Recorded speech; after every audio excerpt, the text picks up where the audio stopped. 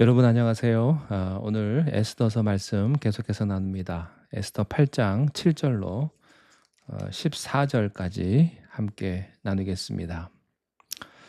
너희는 왕의 명의로 유다인에게 조서를 뜻대로 쓰고 왕의 반지로 인을 칠지어다.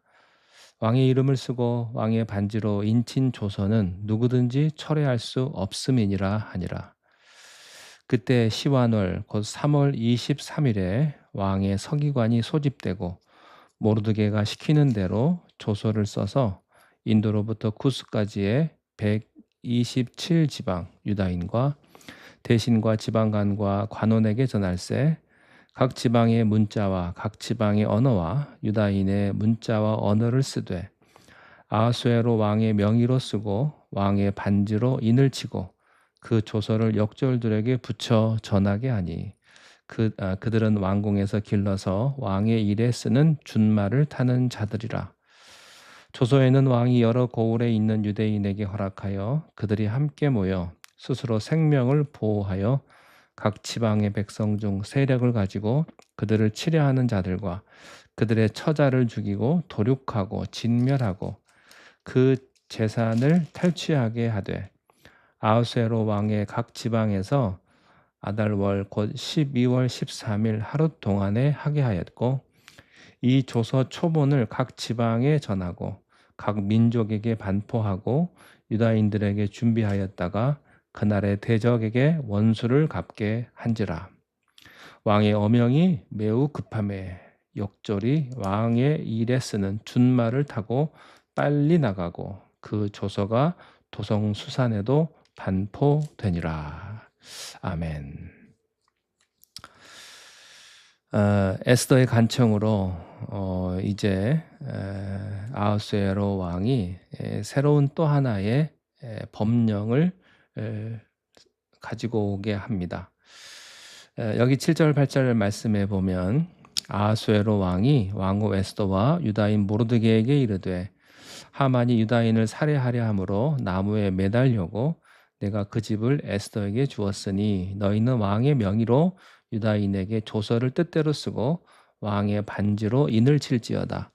왕의 이름을 쓰고 왕의 반지로 인친 조서는 누구든지 철회할 수 없음이니라 하니라. 이게 무슨 말이냐면요. 전에 유대인들을 다 진멸시키라고 한 악한 조서였지만 한번 왕의 인이 찍힌 조서를 내가 철회할 수는 없다. 그렇지만 내가 여기에 백지 법안에다가 사인을 내가 해줄 테니까 그 첫 번째 법안을 무력화시킬 수 있는 어떤 법안, 새로운 법안을 모르드게와 에스더 당신이 의논해서 가지고 와라. 그러면 내가 새로운 법안을 반포시켜 줄 거다. 그러니까 이전의 법안을 관례상 취소할 수는 없지만 너희들이 살 길을 스스로 찾으면 내가 지원해 주겠다. 이 뜻이죠. 그래서 에스더와 모르드게가 의논을 해서 한참 뒤에 새로운 법안이 나오게 되는데 3월 23일 새 법안이 나올 때가 됐다고 했는데요. 그런데 처음 하만이 만든 악한 법안이 공포되었을 때가 1월 13일입니다. 그리고 에스더가 3일 금식을 하고 1월 16일에 가서 하만을 죽게 했잖아요. 그러니까 왕이 이 새 법안을 만들라고 말한 지 한 2달 10일 정도가 지난 거예요. 한 70일 정도가 지나서야 모르드게와 에스더의 손에서 새 법안이 만들어진 겁니다. 아니, 한시가 지금 급한데 왜 이렇게 70일이나 걸렸을까? 70일 동안이나 이걸 만들었을까? 참 희한하죠. 그것은요, 모르드게와 에스더가 이 일을 신중하게 처리했다는 뜻입니다. 마음이 급했지만 하나님 앞에 심각하게 기도하고 고민하며 성령의 지혜를 머리를 맞대고 함께 구했을 거예요. 여기서 우리가 배워야 될 점은요, 적어도 지도자라면 급할수록 돌아가야 하고 예민한 상황을 정말 신중하게 또 무겁게 다루어야 된다는 거예요. 지금 왕이 전폭적인 지원을 하고 있는 제국의 왕후이고 또 총리 대신이지만 그들이 절대 갑이지만 이 일은 결코 가볍게 처리할 일이 아니었습니다. 수백만 유대인들의 운명이 걸린 일이었고 거기에다가 왕의 체면도 생각도 해야 되고 또 지켜보는 페르시아 사람들의 눈도 있고 비록 하만이 죽었다고는 하지만 그를 따르는 추종자들이 이게 도대체 국내에 수천 수만 어디에 있는지도 알 수 없는 상황이죠. 권력이 왔지만 이 권력이라는 게 양날의 검이에요. 잘못 사용하면 오히려 휘두른 사람이 당할 수가 있죠. 그렇게 70일 동안 만들어진 이 새 법안, 정말 하나님의 지혜가 담긴 참 기가 막힌 내용입니다. 11절에 보면 조서에는 왕이 여러 고을에 있는 유다인에게 허락하여 그들이 함께 모여 스스로 생명을 보호하여 각 지방의 백성 중 세력을 가지고 그들을 치려하는 자들과 그들의 처자를 죽이고 도륙하고 진멸하고 그 재산을 탈취하게 하되. 왕이 처음 내렸던 그 하만의 아이디어로 만든 그 법안, 한 달 한시에 유대인들을 죽이고 재산을 탈취하라는 그거를 취소할 수는 없지만 이 새 조서는 어떤 거냐면 유대인들이 모여서 조직적으로 무장하고 자기를 죽이려고 하는 대적들로부터 방어할 수 있는 힘, 이 방어 정도가 아니라 오히려 역공을 가해서 대적들을 죽일 수 있는 데까지 고난을 줬어요. 참 이 페르시아 제국이요 아이러니합니다. 전에는 유대인들을 죽일 수 있다고 법안을 통과해주고 이제는 유대인들이 자신들을 방어해서 죽이려 하는 자들을 또 죽일 수 있는 고난을 줘요. 참 앞뒤가 맞지 않는 이 아이러니한 상황이 왜 일어났느냐? 다 왕은 신이다. 이것 때문이에요. 한번 왕이 인을 찍은 조선은 취소할 수 없다는 이 페르시아의 관례 때문에 생긴 모순입니다. 하지만 궁극적으로는요, 이게 훨씬 잘된 일이에요. 왜냐하면 비록 우두머리 하만이 죽었다고는 하지만 페르시아 제국 곳곳에는 아직도 하만의 추종자들이 지방에서 권력을 잡고 있는 자들이 많이 있었습니다. 지금은 힘의 저울추가 에스더와 모르드게에게 넘어갔으니까 전부 다 숨을 죽이고 있지만 만약에 에스더가 죽으면 또 모르드게가 권력을 잃으면 어떻게 됩니까? 그들은 또 들불처럼 일어나서 자기의 본색을 드러내고 유대인들을 죽이고 재산을 탈취하려 할 수도 있습니다. 그러나 하나님의 섭리로요. 도대체 어디에 몇 명조차 있는지 모르는 그 하만의 추종 세력들을 한날 한시에 정체가 드러나서 한꺼번에 뿌리 뽑을 수 있는 기회가 주어진 거예요. 그래서요 다음 장에도 나오지만 수산성에만 800명, 페르시아 전체에서 7만 5천 명이나 되는 하만의 추종자들이 본색을 드러내서 순식간에 그들을 뿌리 뽑게 됩니다. 만약 이들을 그대로 살려뒀더라면, 만약에 진짜로 첫 번째 법안이 그냥 철회되는 것으로 끝났다면 어떻게 됐겠어요? 이들은 그대로 살아남았겠죠. 만약에 진짜로 첫 번째 법안이 살아났다면 그것으로 모든 것이 다 끝나는 일이 아닐 거예요. 그들이 살아남아서 어떻게 할지 누가 알겠습니까? 그리고 유대인들의 그 후손의 앞날에 위협이 됐을 거예요.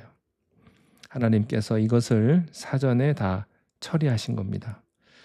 이 페르시아의 관례의 이 모순 때문에 하나님께서는 기회가 왔을 때 영적인 전쟁을 확실히 마무리 지어서 그들 후손들의 미래를 지키시기를 원하셨습니다. 왕이 유대인들이 자신들을 지키기 위해서 대적들에게 반격할 수 있게 해준 그날이 12월 13일이거든요. 이 날이 혹시 무슨 날인지 기억하십니까?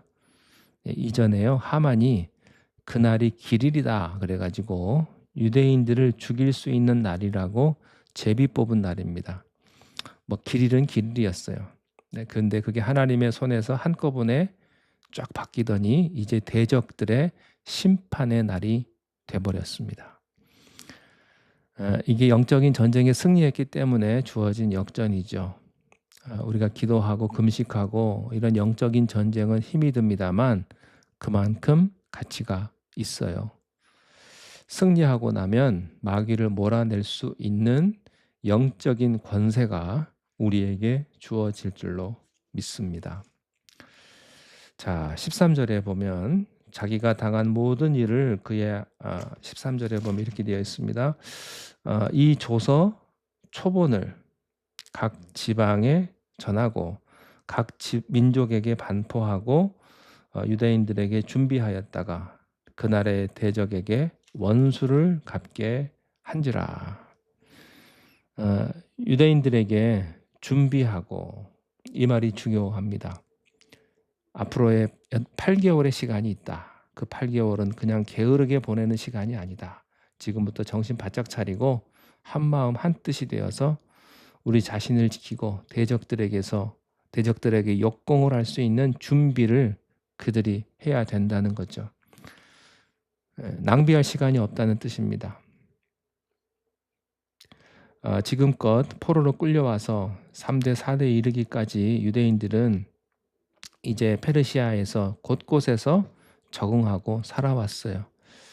부지런하고 영특하니까 그들은 이제 모두 자기 밥 먹고 살만해진 거죠. 그러면서 자기들이 페르시아 사람인 줄 알았어요. 페르시아화 된 거죠. 그들은 철저한 개인주의로 각자 도생을 하면서 그냥 자기 가족들, 자기 집 그것으로 만족하고 행복하게 사는 것만으로 최선을 다했지 한 민족으로 한 번도 뭉쳐본 적이 없었습니다. 이 사태가 터지기 전까지. 하지만 이번 사태로 인해서 그들이 깨달았어요. 페르시아에 아무리 오래 살아도 우리는 한순간에 추방당할 수 있고 죽임당할 수 있는 이방인들이구나. 어저께까지만 해도 허허 웃던 페르시아의 이웃들이 한순간에 내가 유대인이기 때문에 칼을 들고 나를 죽일 수 있는 나라가 페르시아구나. 그 순간에 그들이 깨달았습니다. 우리는 하나님의 백성이구나. 페르시아 세상 권세 뒤에 있는 마귀가 그들을 항상 죽일 수 있다는 것도 깨달았어요. 이제 세상의 본색이 드러났습니다. 그래서 죽기 살기로 매달릴 수밖에 없었죠. 그래서 예행 연습으로 에스더와 함께 3일 금식 기도한 결과가 그 원수 하만이 단 3일 자기들이 금식하고 함께 기도하니까 무너지는 것을 보고 자신감을 얻었죠.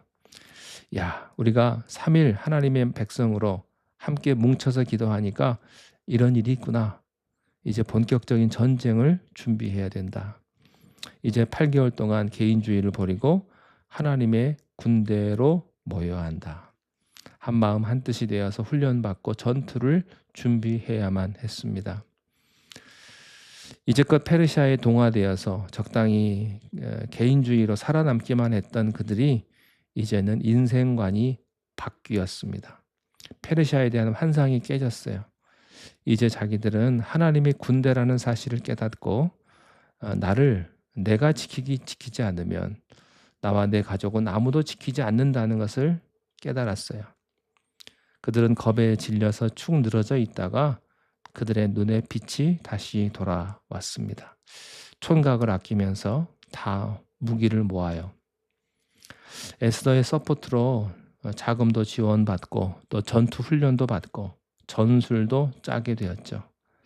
하나님께서 하나님의 백성들이 이렇게 하나님의 군대로 기도하고 훈련하는 모습을 보면서 아마 하나님도 흐뭇하셨을 겁니다. 우리는 세상에 있지만 세상에 속한 자가 아닙니다. 너무 세상에 대해서 환상을 갖지 마십시오. 너무 사람 믿지 마십시오. 오직 우리는 예수 그리스도 우리 주 여호와 하나님만을 바라보며 주님 앞에 믿음으로 살아가야 할 줄로 믿습니다. 기도하겠습니다.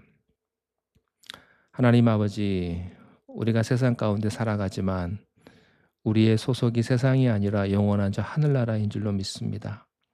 세상에 대한 환상을 버리게 하시고 우리가 세상을 바라보며 사는 것이 아니라 우리를 영원한 것으로 인도하실 우리 주 예수 그리스도만을 바라보며 믿음으로 살아가는 우리가 되게 인도하여 주시옵소서. 우리가 깨어나기를 원합니다. 영적으로 깨어나서 하나님 앞에 모든 것을 의지하며 믿음으로 살아갈 수 있는 우리가 되게 인도하여 주옵소서. 예수님의 이름으로 기도하옵나이다. 아멘.